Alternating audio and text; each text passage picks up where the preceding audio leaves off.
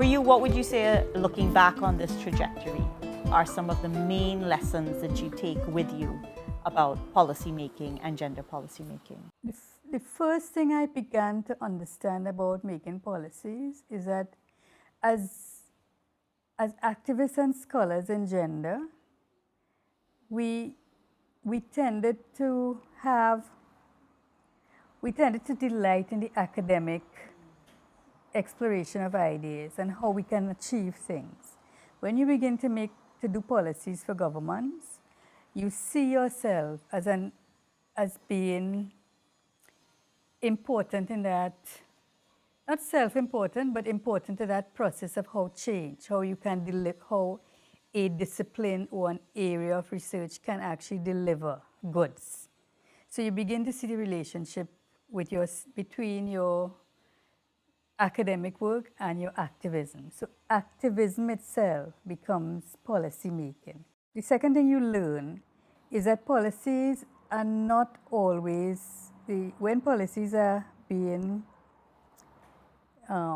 commissioned, the reasons for their commissioning need not always be about realizing the goals of a feminist movement or of gender, as we other constituents may see it.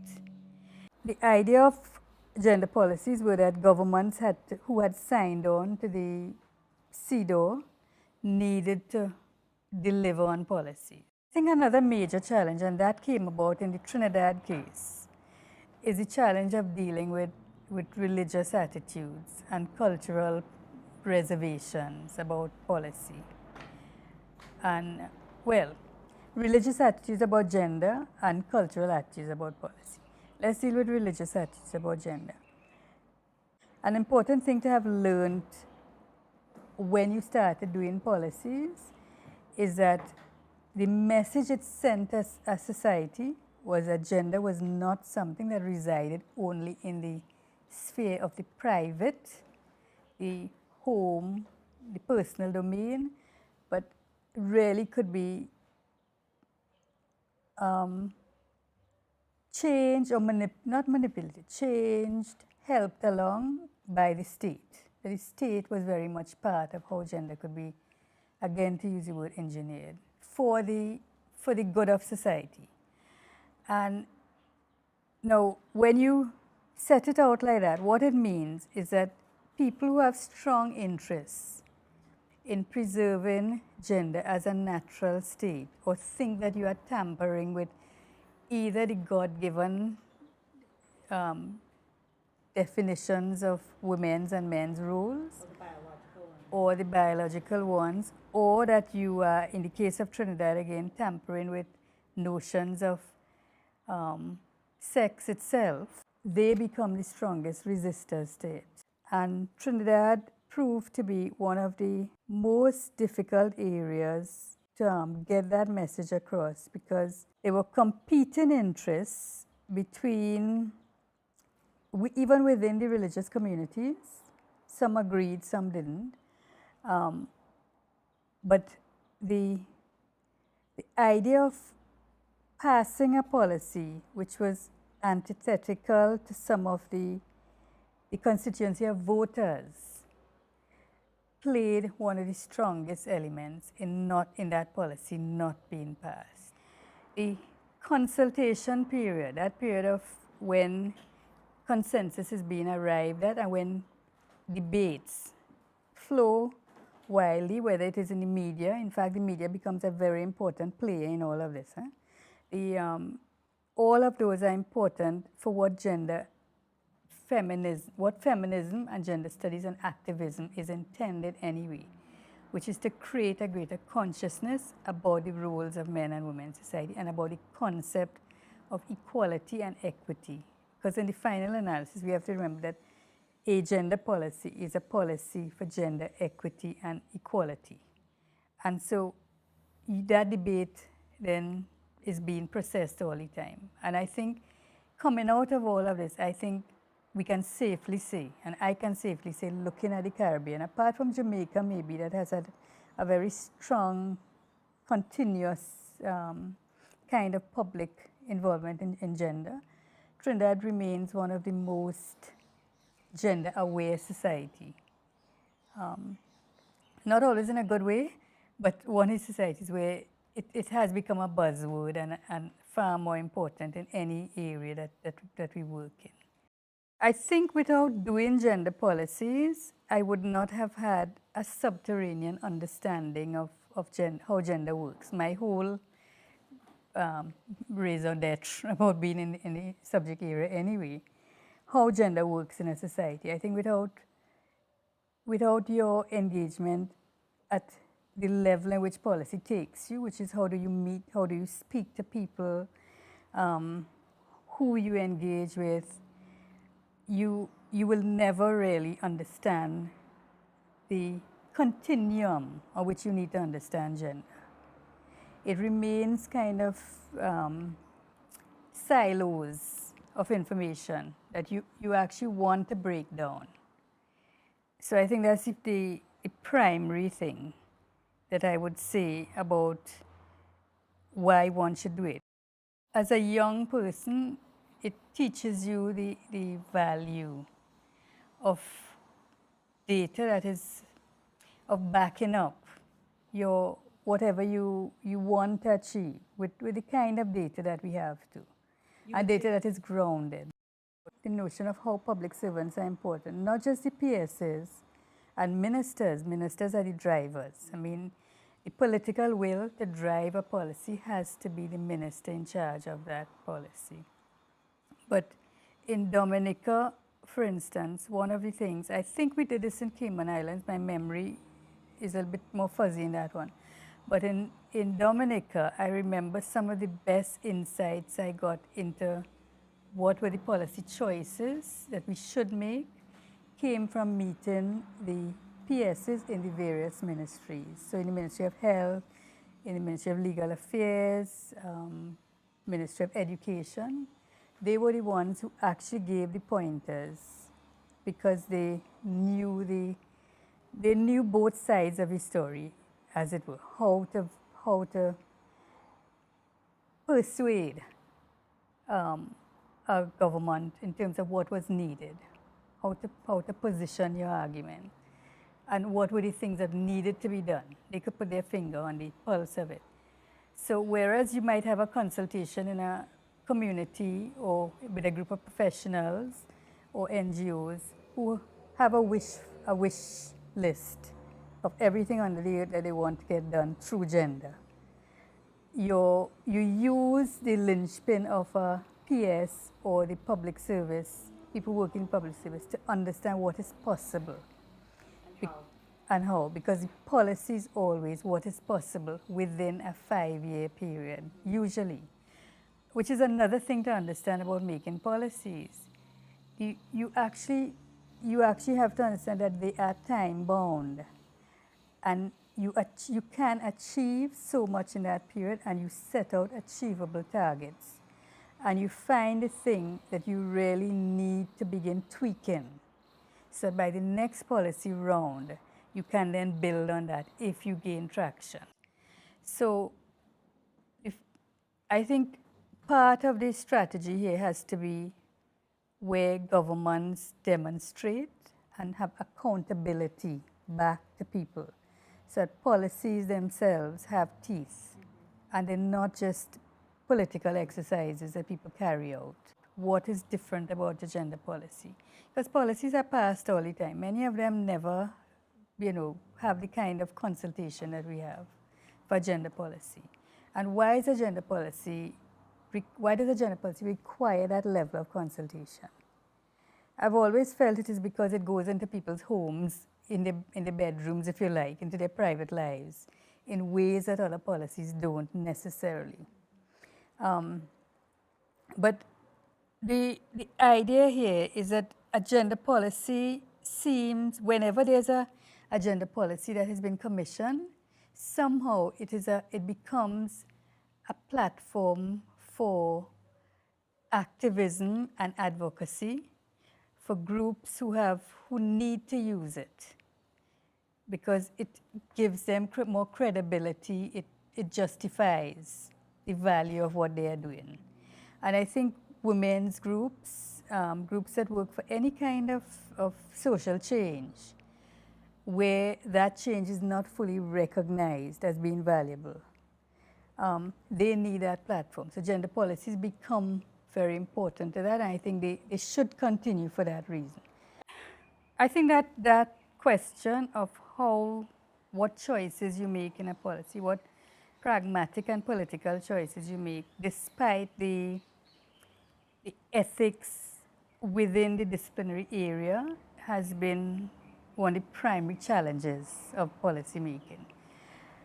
Now, I recently came back from Belize, where I was asked to do a gender management system for the university. And we had consultations, and one of the things that emerged about Belize was one of the forerunners in actually passing a national gender policy. They predated even Cayman Islands and so on.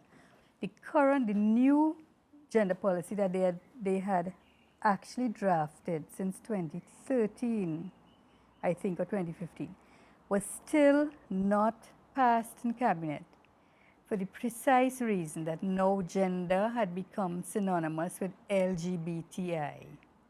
So that because the terminology of gender, when you say gender, what flashed in front of people's eyes was sexual orientation, sexual license, and gender choice. That policy hadn't been activated or hadn't even reached to the point where cabinet was going to accept it. So should Belize expunge, any notion of sexuality and sexual preference and sexual choice and so on? Should Trinidad attempt to create a policy that has a more benign approach to what we consider gender? Women introduced the concept of gender because you don't just want policies for women. You want policies that transform the system so that everywhere is enacting policies, programs, projects in ways that advance equality between women and men, right? Not just, say, welfare approaches or targeting women. And I think, just to interrupt you, I want to emphasize that I think gender policies really were very committed to gender discrimination at all, for both sexes, that it was not a limited, despite what people thought. Right, and this is interesting because while bringing in gender, they therefore opened a space for considering men's needs as gendered needs. So interestingly, that process of gender policy making has also been one of making space for considering masculinities and men's needs and how men are affected by patriarchal beliefs and values. So interesting how that opens a space for masculinities. Now, where the masculinities discourse then begins to be articulated in competitive ways, right? Are enough provisions meeting men's needs? Are funds being allocated meeting men's needs? Is there a division to match or a unit to match? When the policy making process then opens now a space not just for women and men, but for a battle of the sexes, which is how we tend to think about man-woman relations. And so it's almost like men were able to buy into gender policies because it provided a space for men to not only be recognized, but also to challenge women as they sought to be included in the state. And so that's a very interesting kind of buy-in. And then what happened, it seemed to me, is that the LGBTI community and human rights connected to sexualities then also began to use the gender policy space as a negotiating space also, at which point the masculinity discourse or the men's rights discourse, which had taken up gender policies, now began to see gender policies as a threat, not necessarily only because of women, but because another voice had come in essence challenging a particular kind of manhood, right? That is a traditional kind of manhood and a traditional kind of womanhood. So over the course of these gender policies, even if you want to think about the women's policy, the Women's Commission in 1982, the thrust from the 1990s, we're talking now in 2018 as different movements come to articulate themselves in relation to gender policies. Now these policies take on different meanings and become contentious in different ways. And so whereas gender had become a very good space for men to challenge women, you almost see a move back to sex, right? Which forecloses some of the challenges that the LGBTI community can now make to men and dominant masculinities, while sex can still enable both men and women as these supposedly set characters to battle over policy ground. Well, there are two things. One, over time, say in the space of 2 decades, the issues themselves have been changed, and different constituencies and different groups have emerged with different, with more enlightenment and more consciousness. But it begs the question of what exactly is a gender policy, and is it meant to have a closed definition, or is it meant to be expansive enough to embrace what gender issues that are being raised in a society currently and need to be addressed? I think the questions of whether LGBTI issues are going to challenge gender policies will remain for a while, because I don't think it is an easily resolvable one. As, say, for instance, even religion can, can make compromises with gender policies. You allocate an age of marriage, or, ending violence against women. Right, and there are platforms that they will all agree on. But the LGBTI issues, I think, are going to remain complex, and I do think that we're going to have to find a way to deal with it in the context of societies that have such resistance. Because the basis of it is really human society accepting that there is no fixity, no biological fixity. Why is it that northern states have accepted that? Why is it so transgressive for us to accept that that is a fact? Gender experts have accepted that for a long while. So what is it that is not taking us that one step further? And why is that not being recognized as an assault on human rights?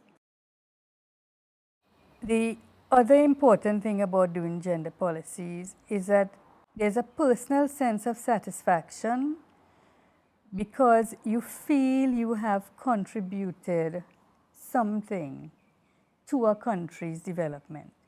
The Caribbean is still